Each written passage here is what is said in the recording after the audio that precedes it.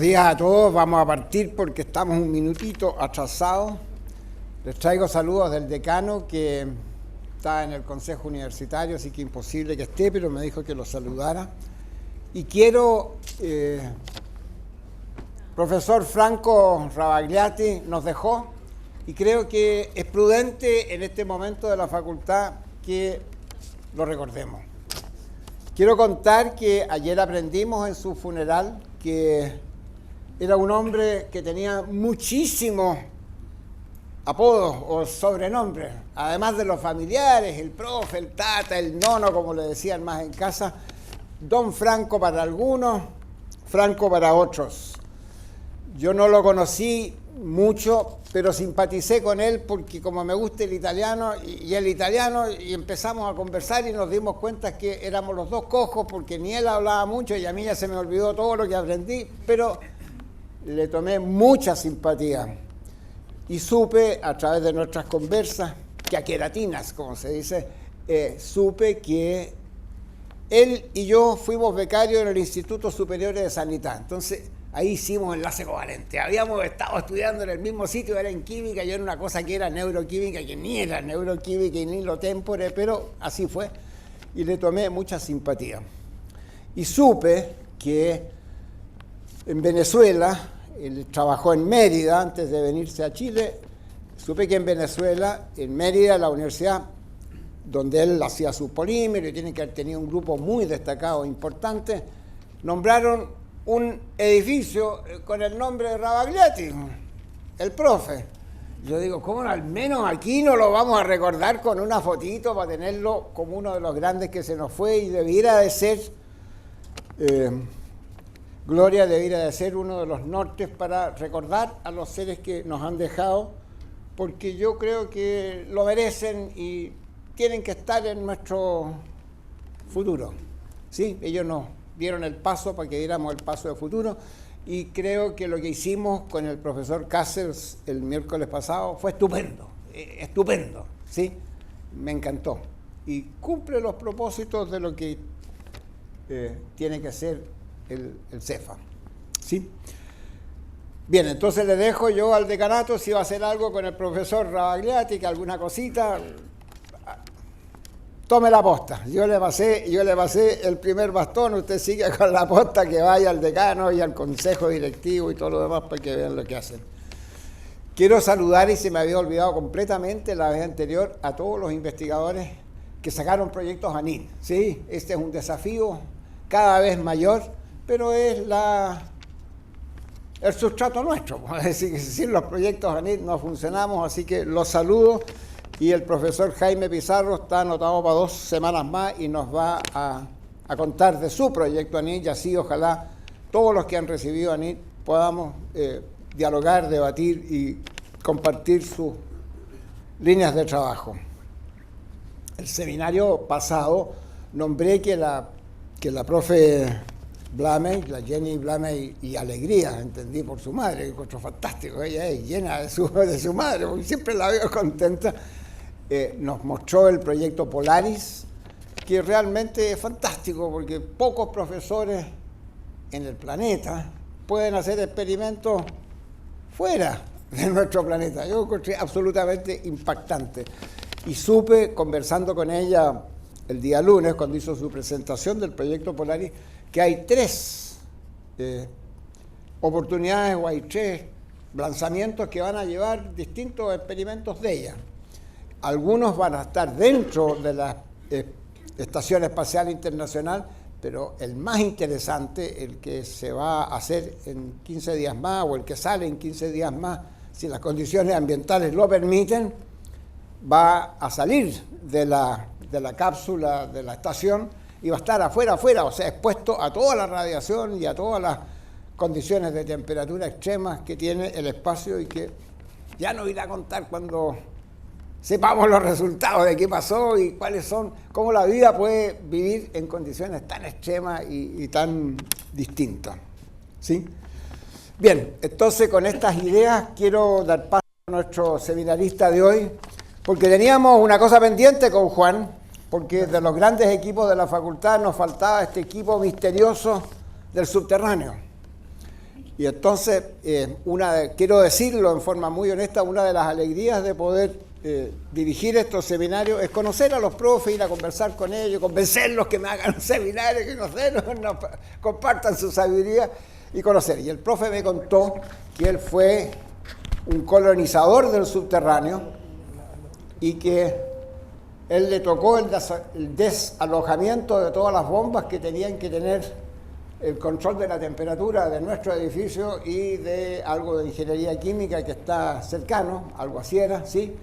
Y que ahora... es parte del digamos... Ahora son laboratorios experimentales. Tan bonito ahí. Ah. Sí. Espérate. Entonces,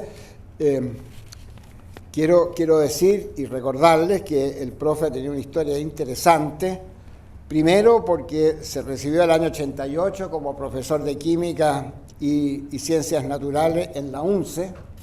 Y después vino a USACH, hiciste tu doctorado. Acá sí. No me quedó claro con quién. Con Sergio Moya. Con Sergio Moya, con un tecano. Creo que fui su primer alumno de doctorado, me parece. Súper. Oiga, y después entonces el profesor asociado, y yo voy a decir que es un poeta de las moléculas, porque nombró su seminario con una poesía molecular que me apasiona, ¿sí? Quiero decir también que detrás de un hombre que es muy serio y muy introvertido, la naturaleza y la vida en la USACH lo ha combinado con Sergio, que es toda la antítesis. Muy expresivo, muy extrovertido, bueno para conversar, pero que me ha convencido que cuando ya entras en confianza y entras en eres también muy expresivo, ¿sí? Así que, profesor, yo lo voy a animar a que nos muestre su etapa, su sonrisa y su etapa de vida expresiva. Bien. Oiga, quiero decir que me sorprendió muy gratamente que usted es para mí un héroe, el único profesor de la facultad que puede ir a almorzar a su casa. Yo eso lo encuentro fantástico. Yo quisiera tener esa habilidad. Encuentro fantástico, profe. Le saco el sombrero y digo, qué bueno. Y se le dará una siestecita de acuerdo con si las condiciones experimentales lo permiten. Perfecto. De esas cosas privadas las dejamos en reserva. Bueno, oiga, espérese, todavía. Usted nos va a tantas contar flores. que yo te quisiera llamar así como el Sherlock Holmes, ¿ya? De los átomos que tienen los espines impares o los espines. Usted nos va a contar.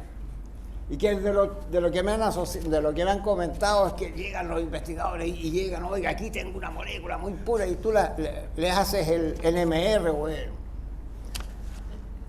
y aparecen dos moléculas que no cuadran con lo que decía la analítica, así que usted es el Sherlock Holmes de poder identificar las moléculas y dar como el patólogo el diagnóstico final de cuál fue la patología de los enfermos. Y tu interés ha sido en compuestos de concordancia con cobre.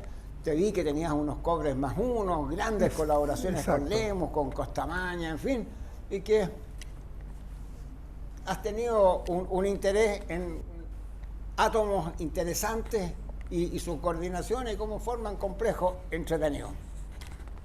Profe, una alegría que nos cuentes del subterráneo y de todo lo que se hace en el subterráneo con la resonancia de los núcleos. Él sabrá. Bueno, lo primero, ¿cierto? Respecto a lo último que comenta, la verdad es que no siempre están así, la gente llega muy entusiasmada a RMN, ¿cierto? Y muchas veces RMN le da una desilusión y no salen tan contentos de ahí, digamos. Bueno, parte de esto, la conversación, comentarles de paso, ¿cierto? Que, acepté esta charla después de muchos intentos por dos razones. La primera, no la estaba muy disponible porque, aunque no crean, no me gusta presentar. Así que mi primer tema. Y lo segundo, me pareció que era necesario por varios factores. Primero, ¿cierto? Porque Juan Pablo me parece que lo que se está haciendo es interesante. Entonces hay que aportar en ese sentido. Segundo, la segunda desafío que plantea es qué puede uno realmente decir con respecto a RMN. Entonces, por ejemplo, En esta presentación lo que yo quiero contar, y por eso el título viene a continuación, no dice relación con la investigación que yo estoy haciendo en temas particulares, dejaremos otra oportunidad para ello, ya les comentaré al final, y básicamente cierta parte surge desde un proceso que tiene que ver con, ¿cierto?, un traspaso que es tecnológico, de los primeros equipos de aproximadamente 1952 al avance de los equipos modernos que tienen superconductores como elementos tecnológicos importantes que incluyen también factores como tratamiento de datos para transformar en Fourier. Esto hace, cierto, que en términos simples nosotros pasemos de una espectroscopía de onda continua a una espectroscopía de pulso. Esos son como los elementos básicos.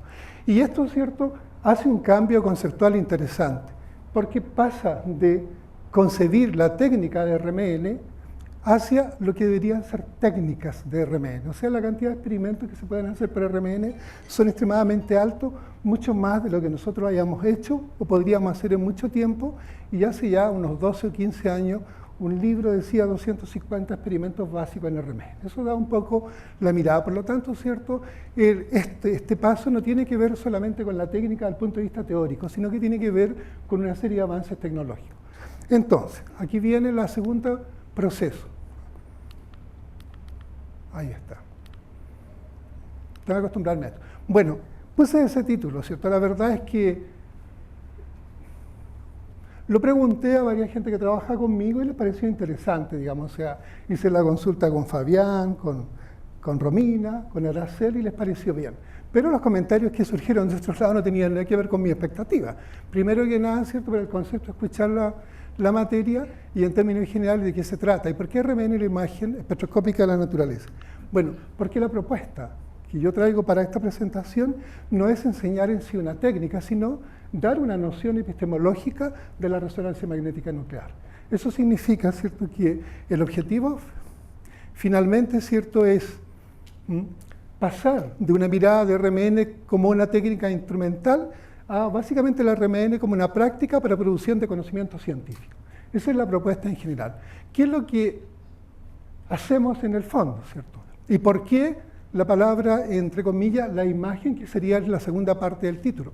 Bueno, hay algunos autores científicos que me llamaron siempre la atención, que son, por ejemplo, Heisenberg, ¿cierto? Y dentro de eso hay un libro que lo muestro ahí porque me pareció muy interesante, fue de los primeros que conocí, y plantea, ¿cierto?, un concepto que es crucial, la subjetividad en la ciencia.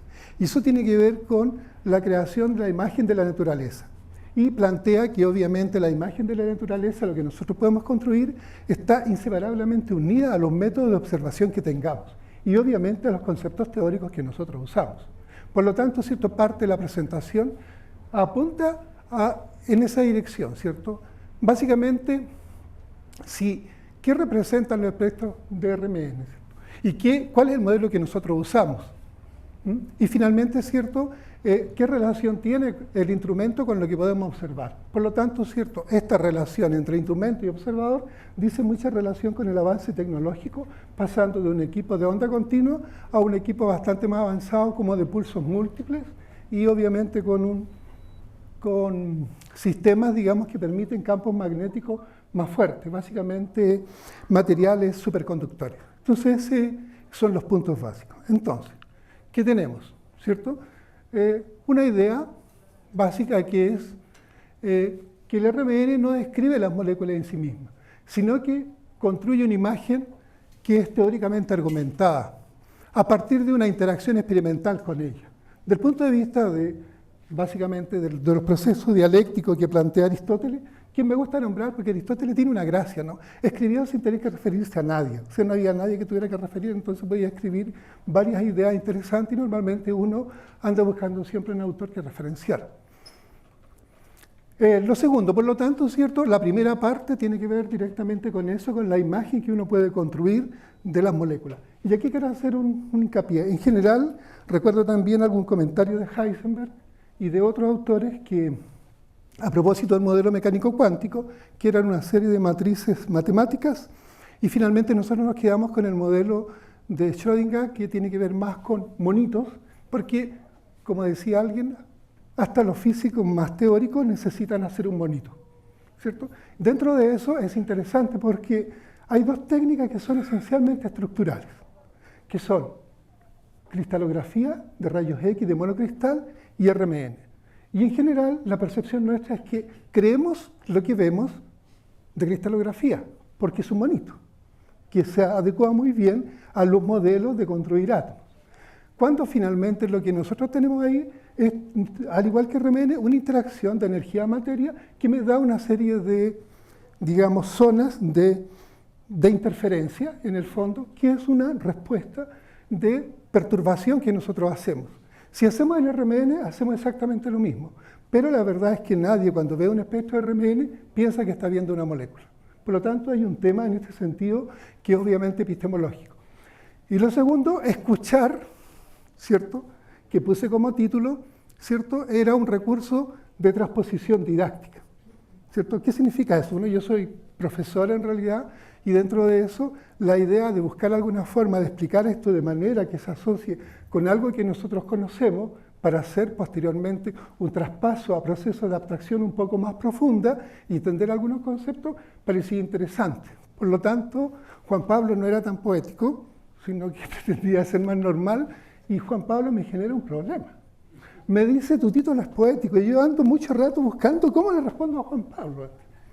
¿Qué es poético? Y la verdad es que, según recuerdo, mis últimos recursos poéticos de haber usado hasta ahí como en la adolescencia y la primera juventud, por necesidades obvias, digamos. Después ya no recordé mucho, así que queda pendiente Juan Pablo. Bueno, y acá viene un punto importante, ¿cierto? Cuando se plantea la instalación del RMN, y eso creo que fue la razón que me motivó sobre todo a plantear, porque hay una etapa, un proceso, y porque normalmente, ¿cierto?, desde un tiempo a esta parte me están llegando muchos mensajes del Parque del Recuerdo, por ejemplo. Entonces significa que uno ya se está acercando a la etapa de tener que dejar esto en nuevas personas.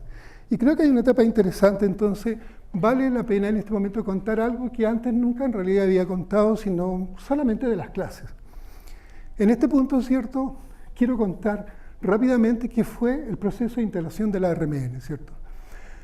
Ahora, en términos generales, lo que está arriba, nosotros lo defendemos, ¿cierto? Para nosotros, la gente que trabaja más abajo, el RMN está organizado y adecuadamente gestionado. Eso no tiene nada que ver con la imagen que yo proyecto, sino el RMN, ¿correcto? Ahora, dentro de eso hay un dato. El RMN nace prácticamente con la facultad. O sea, el RMN se instala aproximadamente 6 o 7 años después que se instala la facultad. Y hay ahí cierto momento histórico interesante. Cuando nombra a Robagliati, yo también quería nombrarlo por una razón muy simple. Cuando instalamos el RMN, fue uno de los que me trajo el primer problema de tratar de medir polímeros por RMN, ¿cierto? Entonces, y además lo conocí bastante. Pero en ese momento, ¿cierto?, quienes promueven esto son los decanos de la época, Sergio Moya y Juan Costamaña. Se termina de instalar en tiempo de Costamaña. Entonces yo llego más o menos en ese momento. Y cuando llego en ese momento, la creación de la facultad había tenido un proceso que la gente más antigua conoce y no nace así como un acuerdo global de toda la gente de la facultad, sino que es un momento de crisis interna que significa cómo lo enfrentamos. Y ese enfrentamiento hizo que la gente un poco se dividiera y gente que creía que era el momento de la facultad y gente que pensaba que mantenerse en el departamento de química era suficiente. Dentro de eso, no conozco muy bien la génesis, pero por ejemplo, la gestionan y Sergio Moya, que fue mi tutor, fue la primera persona encargada de llevar a cabo un proyecto y instalarlo. Y una de las cosas, por eso el comentario que hago, ¿cierto? El subterráneo, la gente más antigua conoció, donde estamos nosotros, había un inmenso sistema de calefacción a petróleo que contaminaba de manera impresionante. Estaba conectado con el resto de la facultad. Eso es cierto cuando dentro de algunas personas existió la posibilidad de hacerse cargo del RMN. Conversé con Costamaña, que era el decano, y bueno, me propone esto. Eso implicaba que yo dejara otras opciones, que eso es clásico, y lo estuve pensando. Y después de una segunda conversación, conversamos sobre cómo hacerlo y qué hacerlo. Y lo segundo fue que fuimos a ver el subterráneo, cuando yo ya había aceptado esto, y habían 6 meses para construir esa parte. Y vino el ingeniero de la Brucker en ese momento y dice, imposible, francés, en 6 meses no construyen esto. Y me hace recorrer un poco dónde podríamos hacer una estructura bastante más liviana y se lo comento a Costamaña. Y me dice, Juan, no pongas en duda que eso va a estar en 6 meses. Y estuvo en 6 meses, lo que es muy sorprendente, antes incluso, para los estándares normales de una universidad pública, ¿cierto? Lo segundo, dentro de eso, es que lo que me propone Costamaña tiene que ver cómo uno avanza y cómo instalas un RMN en una unidad que no lo tiene, y cómo te haces cargo de ello, y cuáles son lo que uno presume que es el conocimiento que tiene previo. Entonces, ¿cierto? En ese momento era la posibilidad de hacer crecer la facultad y RMN era deseable. Se consigue por un mes eso. Entonces, ¿cierto? Viene posteriormente cómo lo instalamos. Y la propuesta de Juan, después de Sergio que conversa conmigo, tienes que instalar un equipo de RMN. Y ese equipo tiene que estar al servicio y tienes que desarrollarlo, ¿cierto? En contacto con todas las personas. Yo voy a conversar con alguna gente que trabaja en RMN en otro lugar y me dice, es buena tu oportunidad. Porque si te haces indispensable y no le cuentas a nadie de eso, nadie te va a cuestionar el trabajo. O sea, en esa dinámica yo me muevo. Volviendo a conversar, ¿cierto?, sobre esto, ¿qué implicancias tenía? Bueno, ¿cierto?, obviamente yo enfrento un conflicto de percepciones, ¿cierto? Y dentro de ese conflicto de percepciones, básicamente, por aquel tiempo, en el año 80 más o menos, que yo estudiaba, había leído, no he leído mucho, pero estaba de moda en aquel tiempo leer, en la gente que estudiaba en pedagogía, a Maturana y Varela, ¿cierto? Concepto de autopoiesis, que yo creo que me lo pueden explicar mejor biólogos. Y posteriormente, ¿cierto? En aquella época, para el 82, nosotros estamos hablando del 90, digamos, aparece otro concepto de Luhmann que trabaja la teoría de sistemas sociales y que usa el concepto de autopoiesis. No sé si correctamente autopoiesis biológica sea correcto y autopoiesis social también, sino que lo hice para diferenciar. Y básicamente la teoría del sistema plantea un dato. Y el dato que propone, ¿cierto?, es que los sistemas son un poco autopoiéticos en el sentido de que necesitan sobrevivir centrados en sí mismos, pero que necesariamente se conectan con el resto. Entonces, lo que me había pedido Costamaña, en otras palabras, era básicamente ese, construir, digamos, un sistema de RMN que fuera autopoiético, que no tuviese que ver solamente con quién trabajaba ahí, sino con el resto de la comunidad.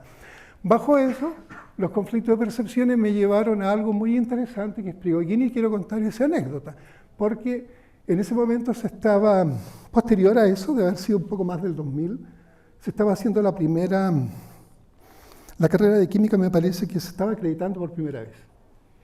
Dentro de eso, en las percepciones, ¿cierto?, habían algunos académicos que estaban absolutamente en desacuerdo que los estudiantes entraran al equipo, y que la idea era poner las muestras afuera, que todavía están, pero no por causa de eso, sino por causa de la pandemia.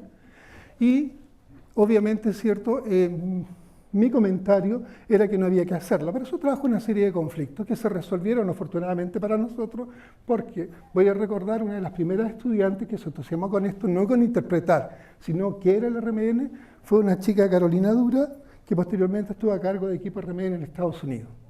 Con ella, ¿cierto?, fue la que se entusiasmó, se metió en el equipo y un día llegó sin avisarnos la acreditación y las personas que acreditaron venían a ver que era el laboratorio de Carolina.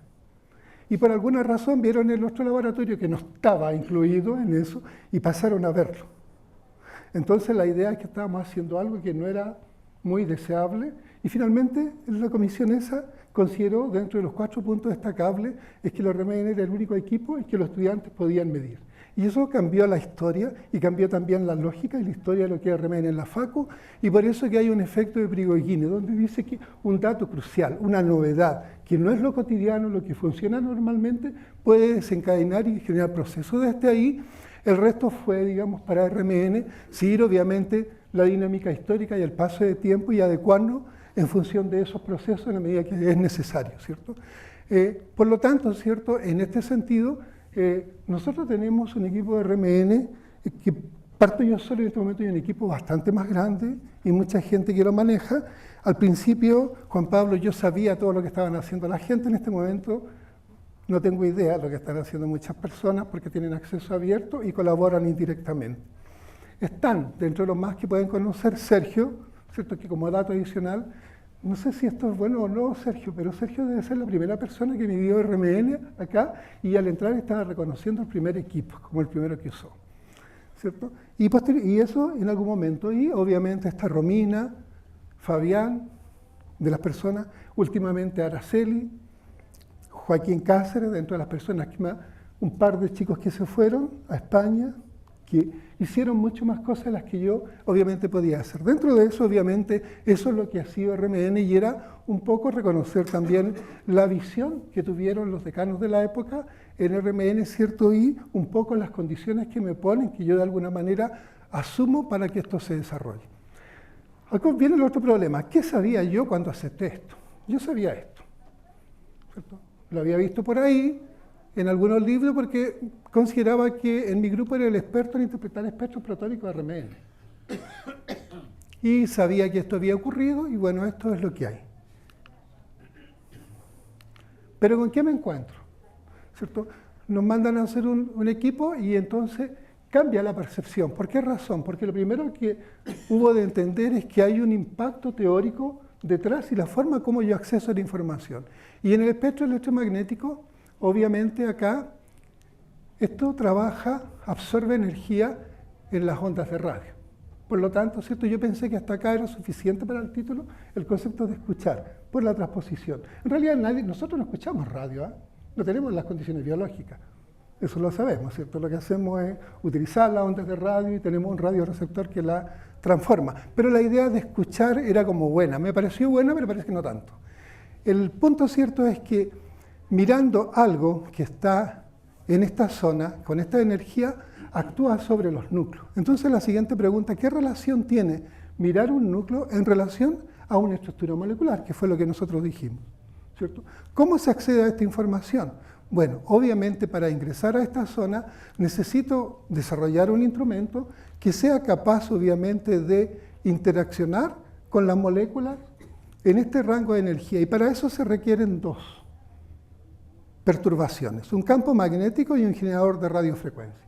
Y lo que uno obtiene es esto, una función de onda que se puede interpretar y transformar en el espectro que nosotros tenemos. Entonces aquí viene la cosa conceptual teórica. ¿Cuál es el modelo? Y el modelo básicamente que estamos usando es un modelo de mecánica cuántica. En realidad, por ejemplo, lo que nosotros tenemos acá es que los núcleos tienen un spin. Uno podría quedarse desde el punto de vista teórico solamente con esta parte, pero como les comenté, necesitamos un monito.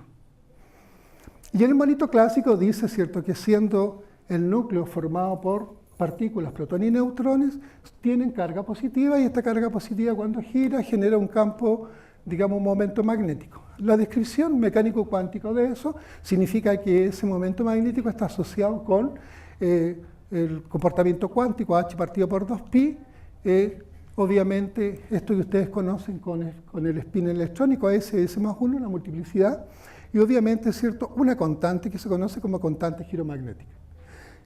Entonces, ¿cierto?, dentro de eso, ¿qué es lo que ocurre? ¿Qué hacen las dos perturbaciones? Lo primero, ¿cierto?, a esa energía tan baja, lo que nosotros tenemos son spines nucleares que no están diferenciados. No es como en UV, en que yo tengo un nivel basal que está ocupado y uno que obviamente está disponible y en el momento que llegan electrones, este se genera en la posición adecuada. Acá no existe. Por lo tanto, hay que crearlo. Y eso se crea aplicando un campo magnético. Ese campo magnético lo que hace, ¿cierto?, interacciona con los spines que se comportan como pequeños imanes. Por lo tanto, tenemos alineación de spines. En términos simples, los núcleos más interesantes son los de protones y todos los núcleos que tienen espín medio. Y en eso uno puede interpretarlo, acá, ¿cierto?, hay un salto grande, hay toda una matemática, un trabajo teórico, una serie de ecuaciones que dejé de lado por ir por un modelo más simple que un modelo vectorial. Este modelo vectorial solo aplica cuando eliges un medio. ¿Por qué razón? Porque ese spin nuclear sometido a M, o sea, al campo magnético, discrimina dos poblaciones, que son más un medio y menos un medio. Pero como la diferencia de energía es tan pequeña, para hacer una analogía, en UV estamos del orden de los nanómetros y en radiofrecuencia la longitud de onda son del orden de los metros. Es decir, hay prácticamente 10 elevado a 9 metros, ¿cierto?, órdenes para identificar qué tan pequeña es la energía. Por lo tanto, ¿cierto? Si yo separo dos niveles de energía, están tan cerca que están casi igualmente poblados. Eso es una de las condiciones previas. Lo que significa entonces que el análisis de RME en el punto de vista del tratamiento lo puedo hacer bien generando dos niveles de energía que están asociados a la discriminación de poblaciones. En el monito anterior nosotros veíamos que los momentos magnéticos actúan con un movimiento de precesión respecto al eje donde se aplica el campo magnético, que es un eje físico en realidad, el campo que se genera. Dentro de esto, obviamente, los que son más un medio, que son de menor energía, están alineados con el campo externo y una población levemente, muy levemente menor, se opone. Por lo tanto, ¿cierto? Esta condición que yo tengo acá es la condición que se genera de equilibrio dentro del imán. Obviamente, ¿cierto? Si yo genero dos niveles de energía donde no habían por el campo, lo que tengo es un sistema que es capaz de absorber energía, o sea, absorbe radiofrecuencia, y aquí está la ecuación que permite. Y esto va a estar definido por dos variables, una intrínseca del núcleo, que es la constante giromagnética, y otra externa, que es la potencia del campo. Mientras más grande sea el campo, más separo los niveles. Por lo tanto, ¿cierto? Esto nos lleva a un dato interesante que lo adelanto. En general, ¿cierto? Nosotros en RMN siempre leemos como partes por millón. Y ese es otro dato. La primera percepción de partes por millón es que estoy hablando de concentraciones, y en realidad no son concentraciones, sino que es una relación respecto a una referencia. Y esa referencia son desplazamientos o corrimientos que se relacionan en una parte por millón con respecto al campo total del equipo. Por eso se conocen como desplazamientos químicos. ¿Y por qué se usa de esa manera? Porque si yo cambio el imán, cambia la diferencia de energía y no puedo comparar espectros. Entonces es un factor de comparación. Ahora, el experimento RMN completo es el que se muestra acá. O sea, volviendo a lo que comentábamos, lo que yo tengo obviamente es un núcleo en un monito y tengo un campo magnético que me discrimina dos poblaciones. Estas dos poblaciones, ¿cierto? Frente al campo magnético, cuando yo sumo su contribución en el eje Z, solo en el eje Z, lo que yo tengo, ¿cierto?, es una resultante que se conoce como magnetización de las moléculas dentro del imán, y me da un M0 que aparece acá en el eje positivo. La segunda perturbación es por radiofrecuencia. Acá aparece que la radiofrecuencia se aplica, ¿cierto?, en un eje perpendicular a la magnetización inicial. ¿Y esto cómo lo consigo? Con una bobina eléctrica. Lo que estoy haciendo con una bobina, induzco obviamente un campo magnético oscilante, y ese campo magnético interviene con el campo magnético total que generaron todas las poblaciones de núcleo. Y eso, ¿cierto?, tiene un factor, cambia la velocidad angular, y el modelo que usamos, es decir, cuando yo aplico esto por un determinado tiempo, consigo que las poblaciones se igualen. Estoy entregando energía y por lo tanto esa energía rompe esa diferencia de energía natural en que tengo más población en el nivel inferior sobre el superior, y con un poco de energía yo las igualo. Si igualo estas poblaciones, entonces la magnetización en cero desaparece, obviamente porque el vector MZ positivo y negativo se hacen iguales, pero obviamente no desaparece la contribución en X ni en Y. Y el modelo dice que esto es un pulso de 90 grados. Y eso, desde el punto de vista, es clave en las medidas RMN, lo que siempre tenemos calibrado. Acá, en este punto, entonces, lo que ocurre es que esto se plantea como un efecto de la radiofrecuencia.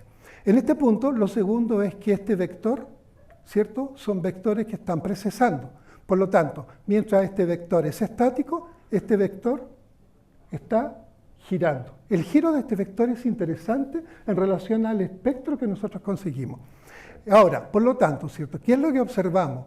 Todo esto son primera perturbación, segunda perturbación. ¿Qué medimos?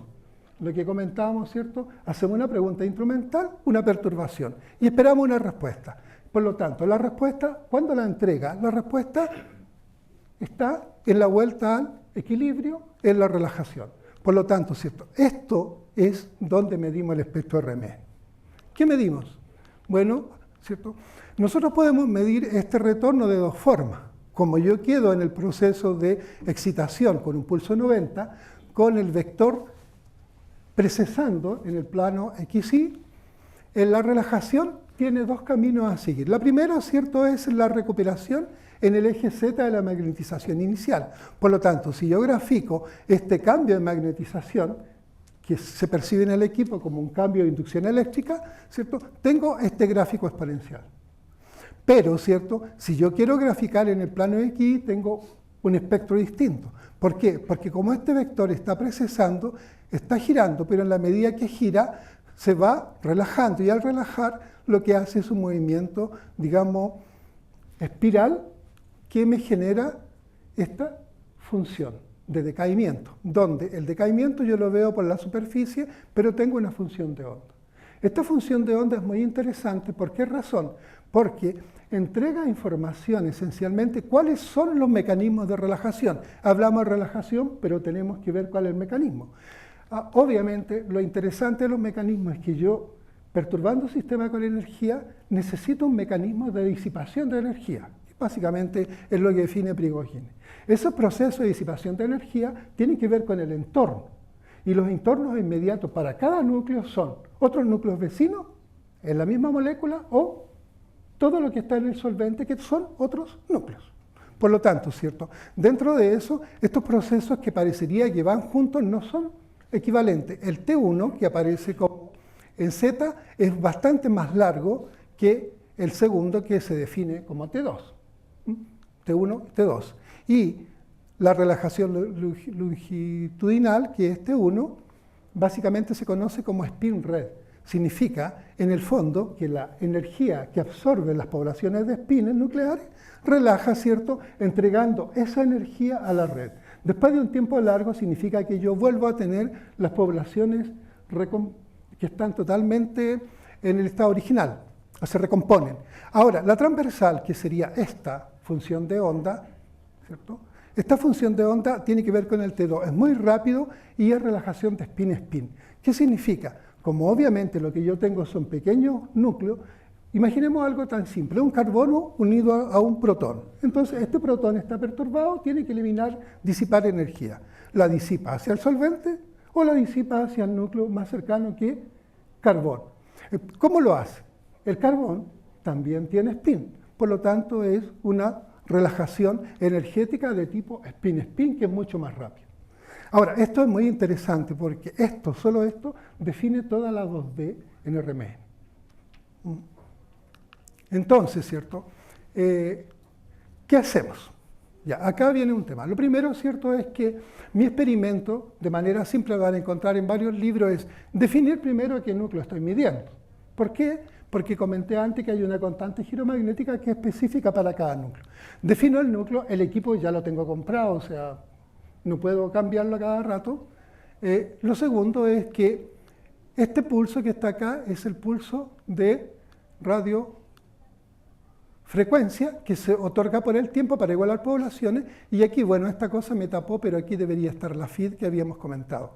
Entonces, este espectro que decae, que es la FID, ¿cierto?, está basada en T2, es realmente el espectro de RMN, ¿cierto? Y esto es lo que se adquiere y se conoce como FID, que es una inducción eléctrica libre, un decaimiento normal, ¿cierto? ¿Qué es lo que hace en realidad? En la medida que va relajando los núcleos, inducen magnéticamente energía sobre la sonda, que es una bobina eléctrica, y eso finalmente se recoge como una FID.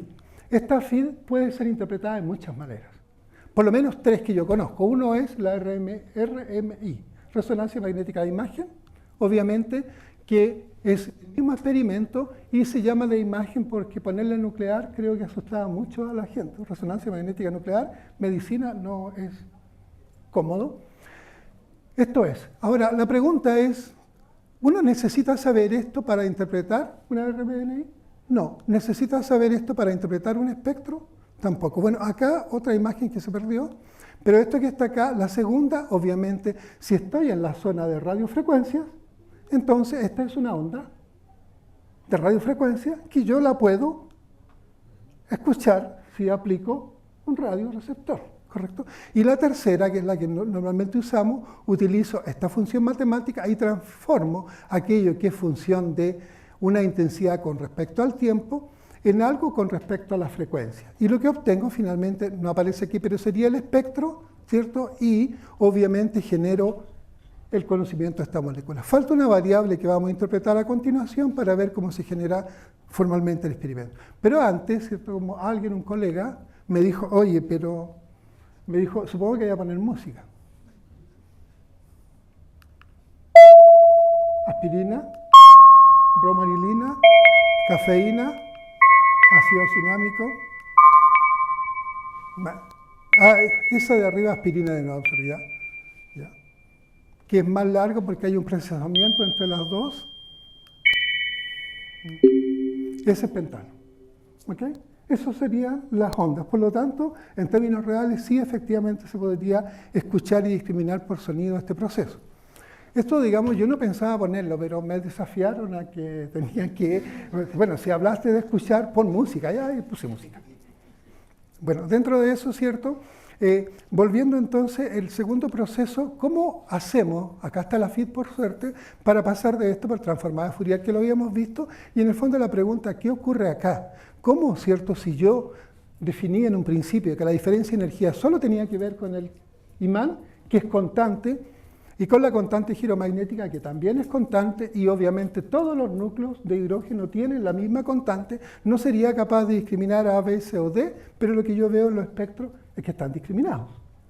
Entonces, esto es muy antiguo, ¿cierto? Es entender, y aquí es donde se convierte la RMN en estructural, porque en realidad el núcleo es sensible a lo que se conoce como entorno químico, es decir, a todo lo que lo rodea, y dentro de lo que lo rodea son distribuciones de densidad electrónica, son orbitales, digamos, moleculares, orbitales atómicos. Por lo tanto, en general, el modelo más simple dice que si yo aplico un campo magnético en esta dirección y los electrones giran en esta dirección, oponen un campo magnético inducido. Y este campo magnético inducido lo que hace es una pantalla que hace que lo que recibe el núcleo no sea todo lo que aplique el campo, sino se le resta aquello que induce el mismo campo magnético sobre los espines.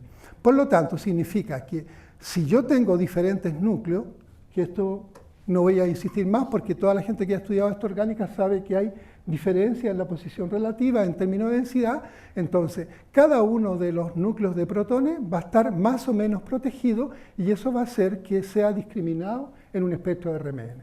Eso en definitiva es el espectro protónico. Entonces, ¿cierto? Con eso ya tenemos obviamente que podemos utilizar la resonancia magnética como una técnica estructural que además entrega bastante información.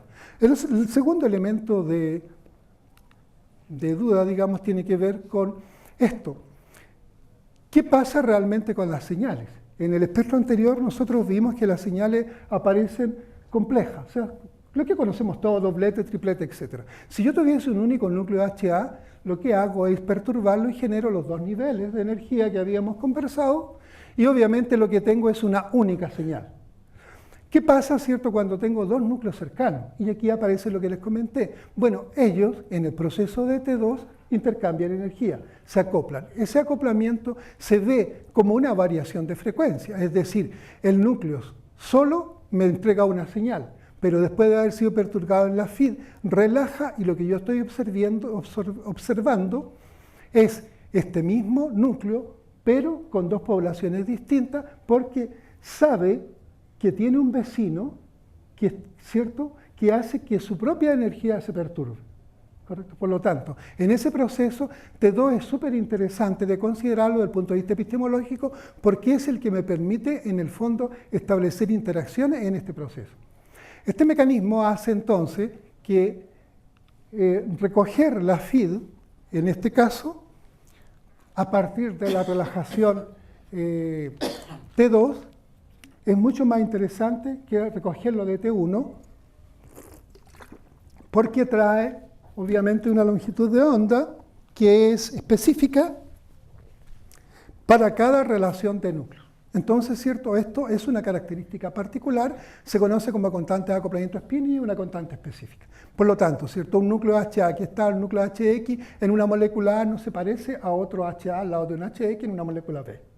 Tienen sus características. Ahora, desde el punto de vista protónico, esto fue muy interesante porque en la RMN clásica La gente que conoce mucho eso, si alguien quiere saber más, pregúntale a Sergio Alegría, que es experto en constante de acoplamiento y todos esos temas, ¿cierto? Y obviamente dentro de eso, fenómenos, lo que nosotros tenemos es transformado esto en el experimento 9, ¿cierto?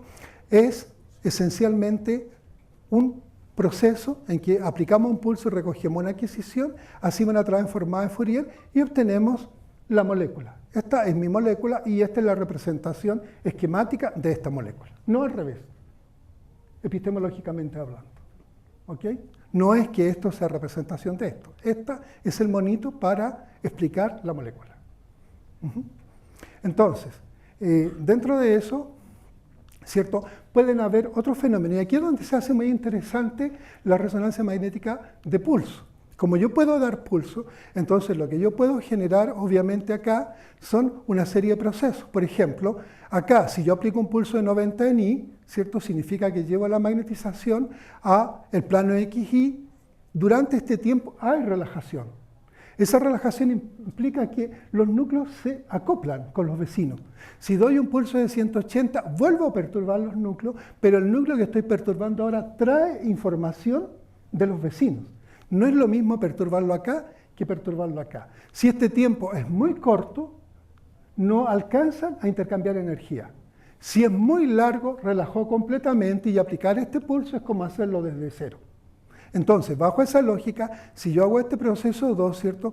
Tengo estos fenómenos en realidad y si uno observa, uno puede separar, digamos, los espines, las poblaciones y finalmente volverlas a obtener, digamos. Ahí están los espines como giran en los dos sentidos, más un medio y menos un medio. Básicamente el modelo es lo que está ocurriendo cada vez que yo aplico un pulso en el proceso. O sea, pulso, tiempo. En el fondo, perturbaciones, relajación. Perturbación, relajación. Por lo tanto, todos los experimentos RMN responden al mismo esquema y lo que yo hago sencillamente es controlar estos tiempos y el tipo de pulso que doy. Entonces, ¿cierto? Básicamente un RMN multipulso y multidimensional no es nada más que una secuencia de pulsos y tiempos y me permite obtener cosas como esta. Por ejemplo, cuando nosotros medimos un carbono 13, ¿cierto? El que todos conocemos es un espectro que tiene singletes. Ahora, los singletes en carbono 13 no son naturales, por decirlo así, sino es porque experimentalmente no se permite que el carbono relaje hacia los protones. Al no permitir que relaje hacia los protones, busca otro mecanismo de relajación. Al no hacerlo, entonces, ¿cierto? No aparece en carbono que un carbón unido a un protón debería ser un doblete, porque el protón tiene un medio. A dos protones debería ser un triplete y así. No lo vemos, podemos hacerlo. ¿Por qué se hace? Porque la abundancia natural, 1%, y la constante giromagnética es 1/4 de la del protón. En el equipo nuestro, protón es 400 MHz la energía que usamos de referencia y en carbono son 100. Entonces, este experimento se consigue perturbando simultáneamente dos núcleos. El primero, que yo quiero medir, pulso de 90 y la FID, ya lo que ya conocemos para protón. Pero simultáneamente en otra zona estoy inhibiendo la relajación de los otros núcleos y para hacerlo lo tengo totalmente perturbado, o sea, lo sigo bombardeando con radiofrecuencia. Ahora, claramente como cada uno tiene su constante giromagnética, significa que estoy interviniendo dos zonas lejanas del espectro electromagnético entre sí. Por lo tanto, ¿cierto? Obviamente en un carbono no voy a ver protón y viceversa. ¿Por qué digo esto? Porque lo que yo observo es el impacto de los vecinos. En un espectro protónico yo veo el impacto de los protones cercanos. También veo el impacto de los carbonos, pero nunca me fijo en ello, porque como tienen un 100%, un 1% de abundancia, aparecen ahí abajito sin que sean interesantes. Pero al revés, en carbono tengo la situación contraria, 100% de protones y un 1% de carbono 13. Por lo tanto, al lado de cada carbono 13 siempre voy a encontrar un protón. Entonces, bajo esa lógica, el primer experimento, bueno, algunos experimentos multipulsos son estos, y que permiten estas selectividades. Por lo tanto, ¿cierto? Para obtener esto como información, yo diría la palabra, no sé si es correcta, pero sesgada, es decir, quiero ver solo algo, lo que tengo que hacer es generar secuencia de pulsos donde yo controlo los tiempos en los cuales los núcleos se acoplen entre sí. De tal manera, ¿cierto?, que en un experimento de este tipo, perturbando simultáneamente protones, carbono que voy a medir, y protones, lo que obtengo son experimentos de carbono que seleccionan señales, en este ejemplo, que son CH y CH3 en fase positiva y CH2 en fase negativa. Este procesamiento, obviamente, está después de la transformada de Fourier, tiene todos los ajustes computacionales, y este otro es el CH. Pero más allá del procesamiento, lo que yo hago, ¿cierto?, es codificar la información que quiero observar a partir de estos diagramas de pulso, donde claramente, ¿cierto?, el tiempo de relajación más corto, que es el T2, define lo que yo quiero observar. Y esa es la parte epistemológica interesante del, digamos, que tiene que ver con la resonancia magnética. Ahora, ¿qué pasa? Acá hay otro proceso. Este otro proceso que es un experimento también relativamente simple, que se hace solo para protones, por un solo canal en el fondo, lo que busca hacer es esto. Uno dice acoplamiento a tres enlaces. Esa es la interpretación. Pero lo que uno está haciendo acá es controlando este tiempo. ¿Por qué? Porque el tiempo, ¿cierto?, que se asocia con el valor de la constante de acoplamiento, J es 1 sobre Hertz.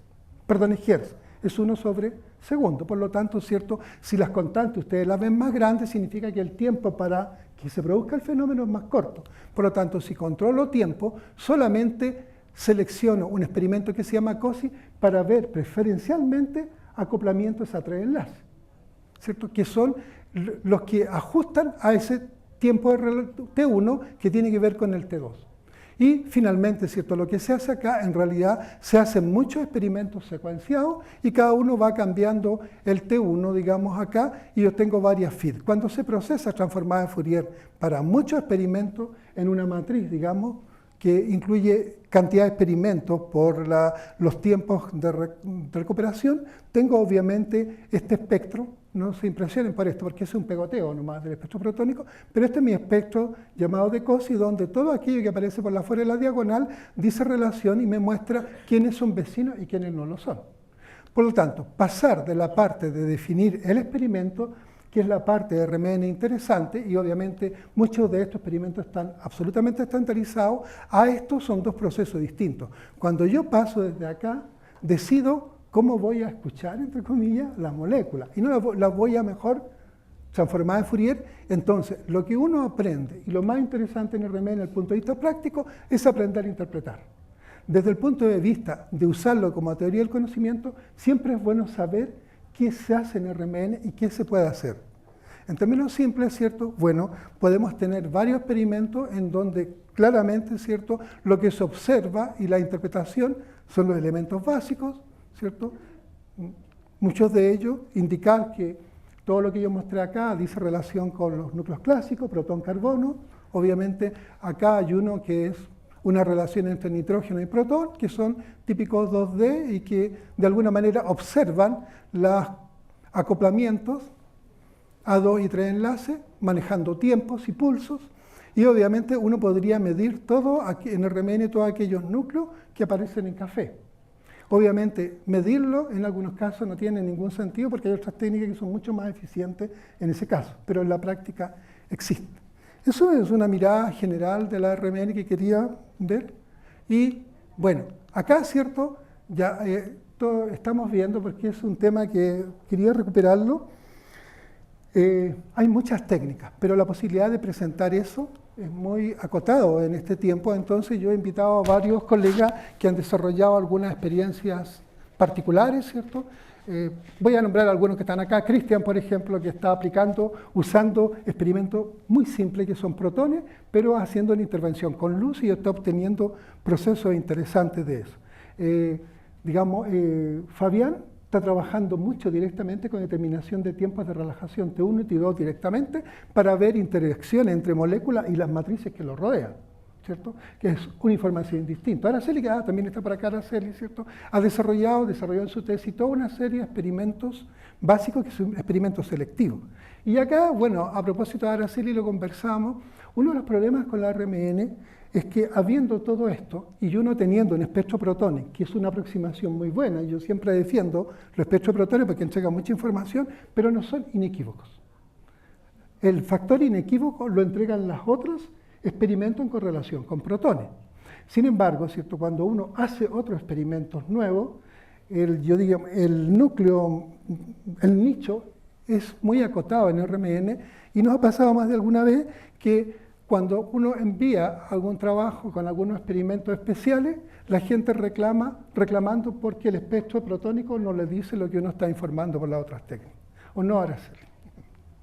Bueno, hay un tema. Araceli trabajó desarrollando experimentos selectivos, midiendo matrices complejas, o sea, productos naturales sin hacer la extracción, digamos, cromatográfica, claro.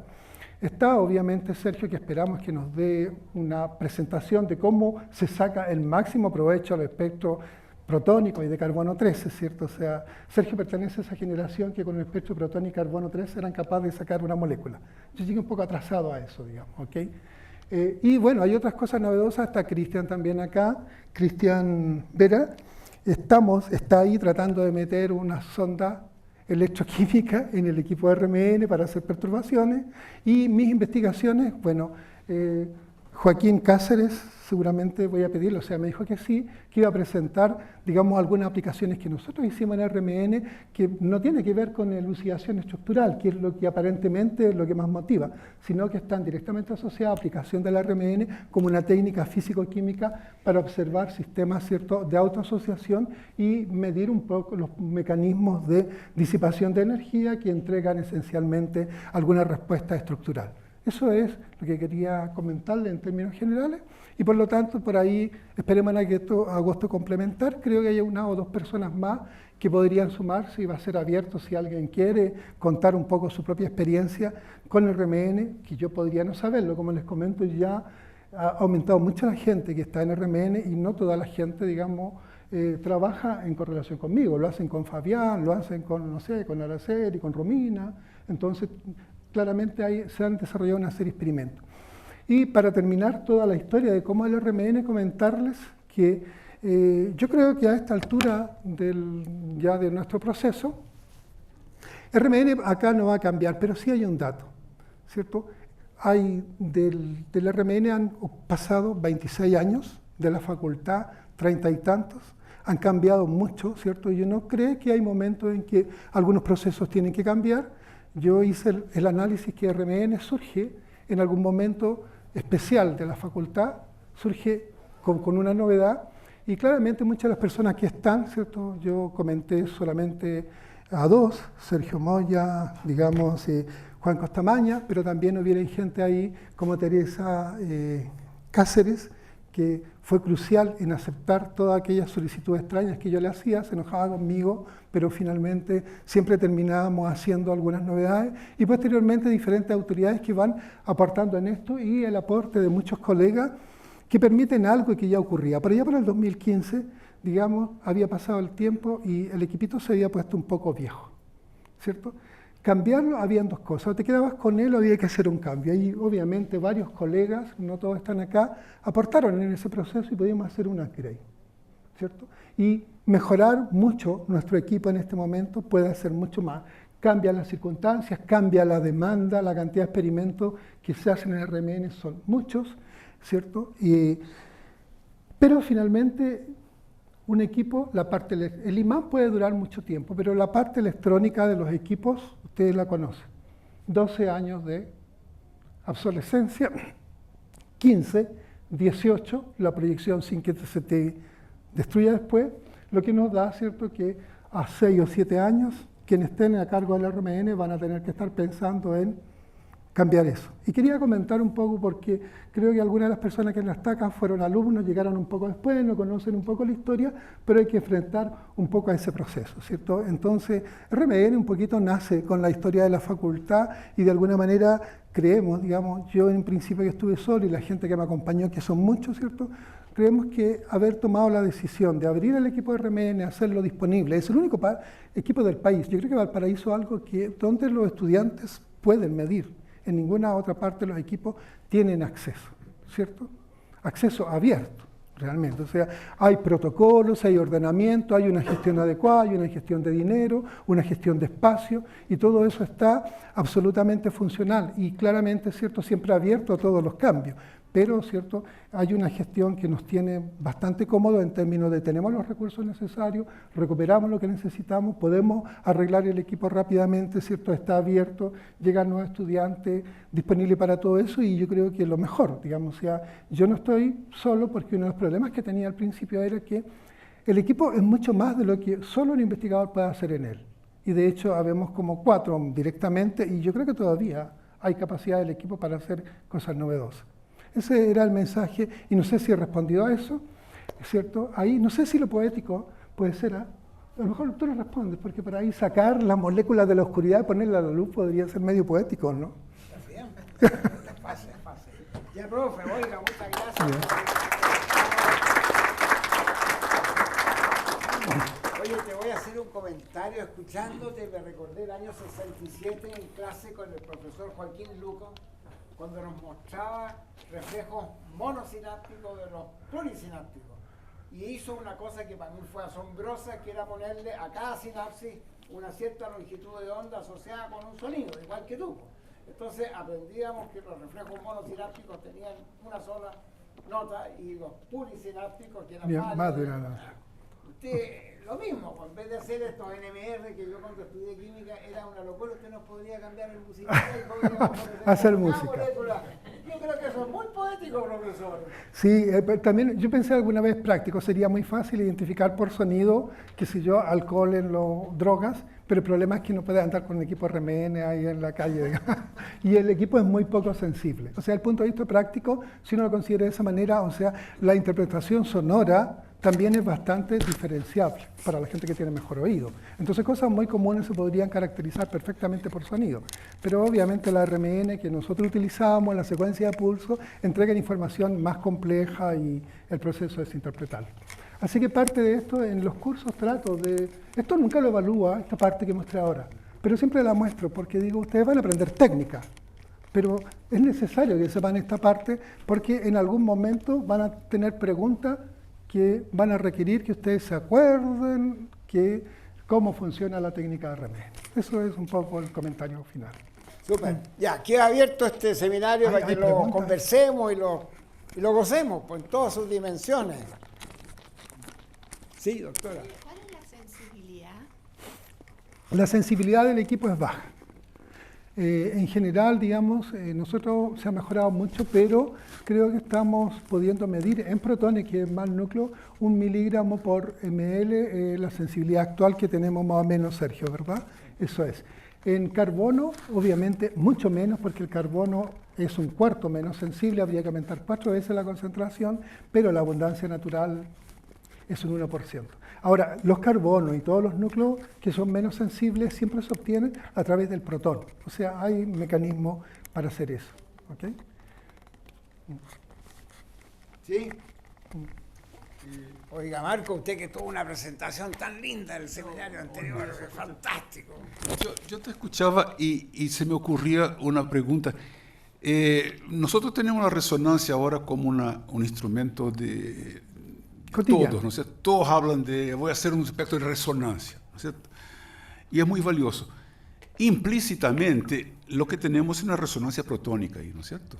Lo que estamos midiendo es la densidad relativa de moléculas protonadas. Exacto. En un determinado tejido. En principio, uno podría desarrollar una resonancia, por ejemplo, de carbono 13 o de flúor 19, ¿no es cierto? Para imagen, ¿Existen ese tipo de cosas? ¿Tú sabes si hay algunos experimentos para desarrollar equipos que detecten no protones, pero carbono 13, por ejemplo, u otros núcleos? Para resonancia de imagen, lo que se mide básicamente es el núcleo protónico. Hay una razón experimental para ello. La relación está clara, porque la abundancia es prohibitiva, ¿no es claro, cierto? Pero tú dices si se puede hacer algo más. Claro, por ejemplo, lo que se ha hecho también con procesos de difusión, también de protones y de otros núcleos, que es un poco más sensible, se puede medir la densidad de agua. En realidad lo que se busca es medir la densidad de agua en los tejidos y contrarrestar por zonas de densidad. ¿Correcto? Sé que en algún momento se hicieron resonancia magnética de fósforo para determinar algunos procesos metabólicos. Claro. Fósforo 31 en imagen se están haciendo. Y me da la impresión que en algunos casos se está usando como alternativas, no para medir el núcleo, sino perturbaciones paramagnéticas con alguna sustancia para inhibir algunos procesos de respuesta, y esos procesos, digamos, indican dónde van los activos, digamos, que son básicamente para gente que tiene procesos metabólicos cancerígenos, que son los que metabolizan más rápido, y si ingresa una sustancia paramagnética tiende a disminuir la respuesta en eso. Entonces esas digamos, mapas de contraste, que son la de RMNI, están usando esas técnicas, más que carbono 13. Gracias. Este equipo que tenemos nosotros es multinuclear. O sea, los experimentos en una dimensión se puede hacer de cualquier núcleo que tenga spin nuclear. O sea, podemos tomar espectros de flúor, de carbono 13, flúor. Déjame explicar mejor mi pregunta. Ya. Estoy analizando moléculas. Sí, sí. Soluciones en un tubito. Yo quiero Sí. decir tejidos. ¿Ya? Estaba hablando de... Yo te pongo en un equipo y yo mido, por ejemplo, la distribución de moléculas fluoradas en tu cerebro, por ejemplo. Ya. ¿Es posible eso? En principio sí. Ahora, ¿existe algún instrumento actualmente o gente que esté desarrollando ese tipo de cosas? Bueno, mira, hay algo que yo no he leído mucho que le iba a preguntar, digamos, a Juan Pablo, un poco para vengarme de eso, del tema de la poesía. Bueno, el punto, por ejemplo, es que apareció un trabajo, y yo había leído a otros antes, y que es un trabajo que tú mides respuesta directa por resonancia magnética, que son básicamente perturbaciones que tú generas, y no son solamente químicas, sino que son visuales, porque se activan algunas zonas del cerebro y se perciben como cambios de densidad protónica, electrónica o tiempos de relajación, ¿cierto? Entonces, el experimento que se hizo, el último, es que pusieron a varias personas a escuchar música, Bach, qué sé yo, rock, algo así, y reggaetón. ¿Ya? Me acuerdo de eso, porque entonces todo bien, y el reggaetón es el que activaba las zonas cerebrales más capacidad. La conclusión, creo que la investigación está, no recuerdo bien. La conclusión, o sutilmente la persona dice que podría ser que el reggaetón es interesante porque activa más zonas cerebrales. Mi opinión es contraria, yo pienso que el cerebro estaba tratando de protegerse, pero no sé, digamos. Pero bueno, me refiero a que sí hay muchas cosas, hay mucho de imagen, mucho, por ejemplo, drogas, cómo evolucionan en el cerebro, se miden por mapas, y en tiempo real, o sea, digamos, estás viendo cómo decaen, entonces el tiempo de decaimiento, que es una relajación global, también la pueden medir. El problema de la RMN es simple, requiere mucho tiempo de captura de información. Y hay muchas personas que no pueden entrar en una RMN. Metiendo la cuchara en la conversación. La pregunta de Marco tiene que ver con dije que algo. la imagen puede recoger la resonancia de carbono o De carbono Yo me no sé. imagino, dentro de mi ignorancia, me imagino que eso es complejo porque si hablamos de sensibilidad, que la sensibilidad es muy baja aquí, es porque no hay un imán más potente y por lo tanto la radiofrecuencia también tiene que aumentar. Y yo no sé si eso aumentaría a las órdenes que soporta el cuerpo o un tejido, ¿te fijas? Necesitas un imán muy grande y una resonancia más alta, y yo no sé si eso es tolerable con la vida. Entonces yo creo que es un tema de abundancia nomás. ¿Sí? En el caso del fósforo tiene abundancia 100% y anda por ahí una frecuencia que es aprox, digamos, un Por ejemplo, tercio. los de 1000, ¿cuánto es el imán que necesitan? ¿Qué cosa? Los de que resuelven proteínas. Los que hacen para... Los de 1000. 1000 megahertz. ¿De cuánto es el imán que necesitan? De 1,2, el máximo 1,2 son 22,4 Tesla, por ahí creo que son. Es un potente Es imán, potencia, entonces muy eso, potente. claro, Ahora, en favorece medicina, la sensibilidad, pero claro, en medicina los imanes no son tan potentes, ¿ah? Claro, son tienen que ser bastante bajos, más por eso simples pueden ser y protón tienen un solamente, segundo me imagino. problema. La distancia es una inducción eléctrica. Claro, por lo tanto, por ejemplo, tú no tienes un contacto directo con la materia, sino que lo que tú haces, aplicas una radiofrecuencia como un campo magnético oscilante.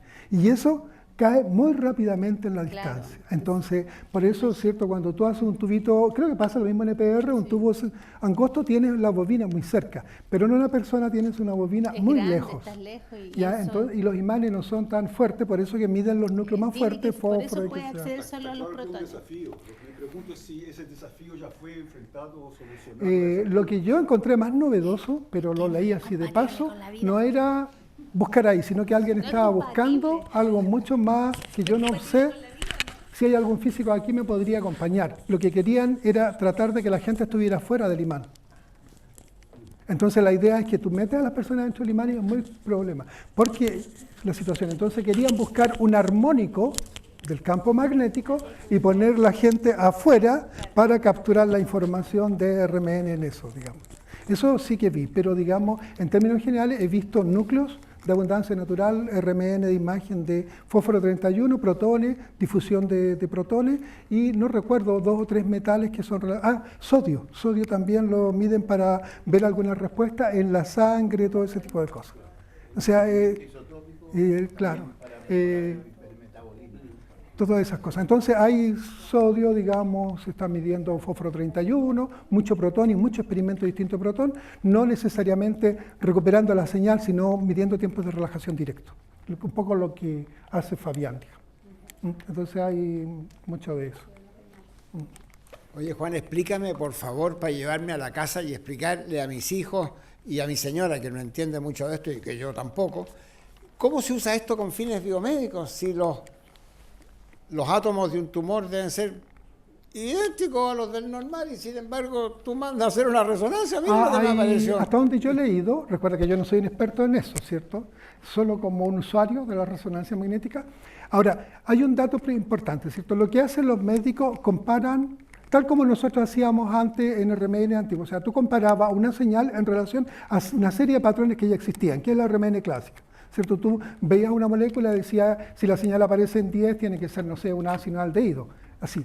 No entrega una señal, digamos, que absoluta. Entonces lo que hacen los médicos es eso. Tienen muchos patrones que manejan sobre tamaños o densidades de tejidos sanos. Y los comparan con tejidos enfermos que pueden ser más grandes, cambia la densidad de la cantidad de agua que tienen porque no absorben lo mismo y ese cambio de densidad, cambio de tamaño funciona. Y lo otro es perturbaciones paramagnéticas porque al hacer eso, donde hay procesos metabólicos mucho más rápidos que en una célula normal, los fenómenos de cambio son mucho más rápidos. El decaimiento. El decaimiento, claro. Es lo que contaba cuando, por ejemplo, esto de activarte con música significa que frente a esos factores inductivos el cerebro responde químicamente, eso lo conocemos, o sea, te genera, digamos, transferencia de algunas moléculas, contactos, que hace que en el fondo te cambien la densidad de los desplazamientos. Entonces, cuando tú aplicas algunas sustancias químicas, hace obviamente un cambio en ese sentido.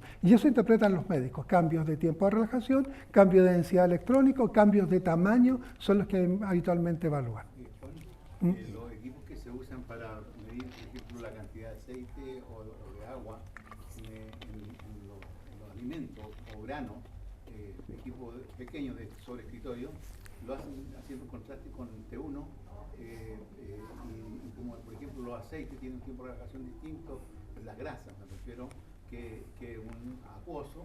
¿Sí? Entonces ellos en 10 segundos calibran, hacen una prueba de calibración y pueden determinar el contenido de aceites y de humedad en grano metido en un RMN chiquitito, un tubo de 10 milímetros, 12. Claro, son los RMN de mesón, que cada vez están mucho más, como alternativas rápidas, son muy eficientes de repente. O sea, el avance en imágenes es grande. Nosotros solo vemos el de hidrógeno, pero para otros problemas orgánicos se enriquecen isótopos, se hacen programas de interacción entre otros núcleos, ¿ya? Para determinar la estructura de las proteínas que son del alto peso molecular. Ok. Profe, se nos están yendo los Sí, mismos así que profesores, sí. así que... Yo ya. esperaba tantas preguntas porque estaba Oiga, guardando mi botella. ya, antes que nos vayamos, allá está el QR para que le hagamos un clic y podamos hacer virtualización, nos haga la cuantificación de quienes estuvimos y qué sé yo, y pasen la asistencia. Y la otra cosa, la próxima semana tenemos un seminario que va a venir dado por un científico de la American Chemical Society y el profesor Pizarro va a Toda la ser estructura el molecular se puede conocer. primer Ahora, miércoles para de la mayo gente su que trabaja en seminario biología, hay de la elementos detección especiales que de identifican moléculas moléculas, a ¿no? través de Perturbaciones. La gente que problemas trabaja, por ejemplo, en electromagnéticos proteínas con necesita equipos más grandes, pero son sensores capaces de electromagnéticos. generar la Electroquímicos. estructura cuaternaria de una proteína en solución. Y muy bien, ya. Agradezco a todos la presencia, honramos al profesor Franco Lo que Ravagliati tenemos nosotros y es escuchamos solo al para profesor solución. Hay otros que son para sólidos que nosotros no tenemos. Juan Guerrero, conocido también, me dijeron que era The Warrior. De Warrior, sí, eso es. Es conocido John por ahí. Warrior, me Johnny decían. Warrior. Sí. Sí, los Oye, estudiantes qué me pasan. genial, te felicito.